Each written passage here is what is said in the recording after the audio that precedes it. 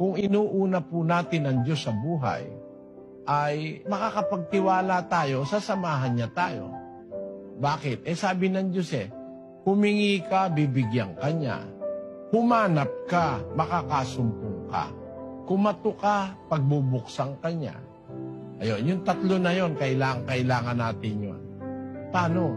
Humanap ka, makakasumpong ka. Pero pagka ikaw lang mag-isa ang naghahanap, maaaring hanap pa ng hanap, nasa tabi mo na, hindi mo pa nalalaman.